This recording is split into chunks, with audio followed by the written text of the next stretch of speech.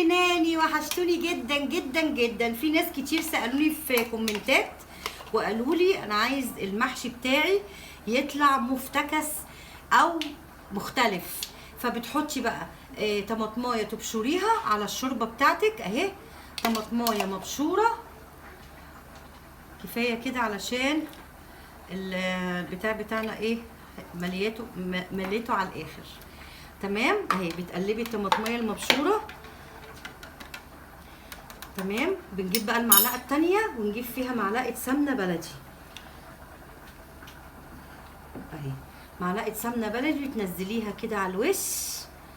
بعد كده بنزل بقى بالشوربه بتاعتنا القمر.